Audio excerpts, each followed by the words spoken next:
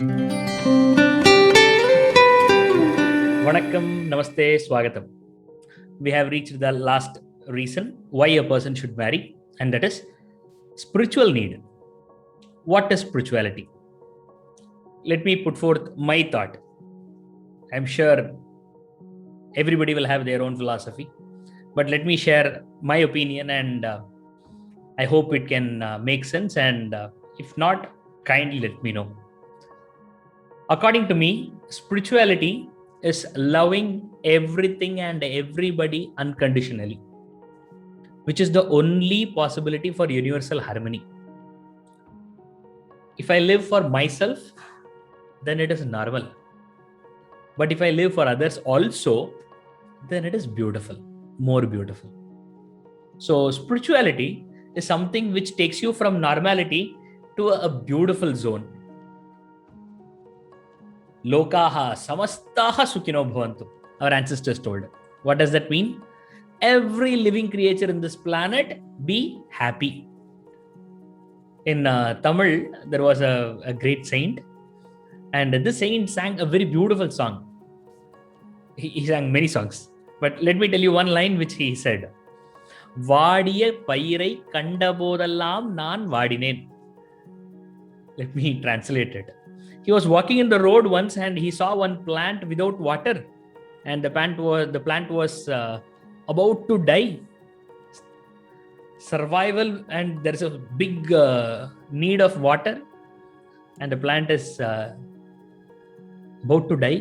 And this saint saw the plant and he made the statement, Vadiya Pairai. When I see a plant about to die, I am feeling as if I am about to die. So this is called oneness. When you see any creature in this planet which is suffering, you feel the suffering and you suffer. Sarve bhavantu sukhinah. May everybody be happy. And everybody, literally everybody. Not only the people, those who helped me and gave me loan. No, everybody be happy. Understand, when there is a universal love, when there is a unconditional love around, you feel more happy and comfortable and safer. Am I right? All types of pollutions and different countries blaming each other for the global warming. Different scarcity, water scarcity, natural resources are under a very big question. All these things are happening because they love themselves more than others. And when you get inside the country, do they love at least as a country as one? No, my state, my language, your language. No, this water belongs to our state. No, this border, this village belongs to our state. Fine. At least within the state, are they feeling oneness? Again, no. What is happening? Within the state, we have partialities, we have differences, we have caste, we have religion, we have different groupism. Then what is the solution? The solution is only one. Accepting everybody as yourself. Seeing everyone as you and seeing you in everything. This is the goal. This is the ideology. Okay. Now what is that to do with marriage? So if this is spirituality, then for the spiritual need, marriage is essential. Why? Because marriage is the first step where you come out of your I, me, my, and you start think of we. Yes, you do love your parents, you do love your siblings, you do love your friends and relatives, but that's different. You are now married. You know what I'm speaking. A husband or wife is more than others. It plays more vital role with the personality, with the person. Mother is first, parents are great, teachers are amazing, there are close friends, there are close siblings, but partner plays an uncomparable role in life than any of the others, because partner is going to travel with you and partner is going to be with you almost all the time, and because of which you slowly start seeing your partner as you yourself. Matlab, a third person away from your body is going to be considered as your body. We, this is the first step.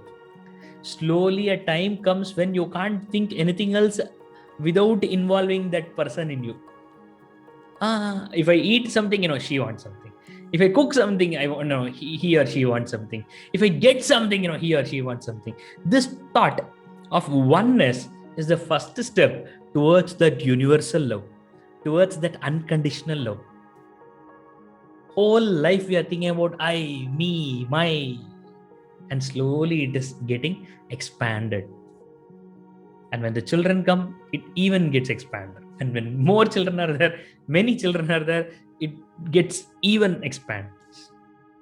And at last, it easily ables to move even further. My community, my people, my society, my village, my state, my country, my world. Now you may ask this question.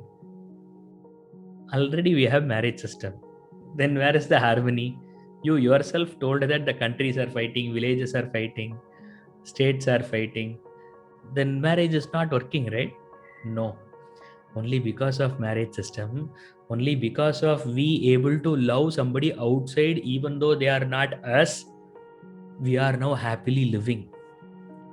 Imagine there is no marriage system in this world. Imagine we all are individual beings. Imagine there is no concept of male or female. We are like amoeba. I create one from me. If this kind of a structure is there for human body, then you know what would have happened? Would have been a virus today. We would have not had this balance. We are having a balanced life. For few people, those who see the scientific developments and the imbalance in the society, etc., I agree. It is true that there are so many imbalances, but because we have our own inner mechanism, we are far matured and balanced than it could be if we would have not have this kind of a structure. And many of us have the empathy and sympathy because of that system is already imbibed in us in the family system. And that is why our ancestors told the whole world should be a family. They didn't say whole world should become one country. No. Vasudhaiva Kutumbakam. The whole world should become family. They didn't say Vasudhaiva Desham. No. Vasudhaiva Gramam. No. They told Vasudhaiva Kutumbakam. Why?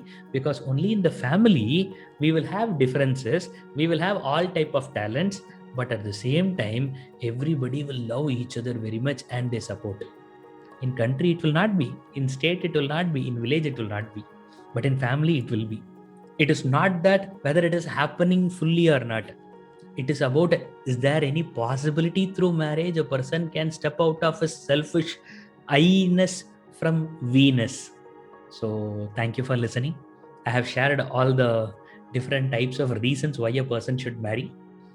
If you remember, in my initial videos, I have told my decision when I was in the Gurukul, when I was 19-year-old, I took a decision that I should marry.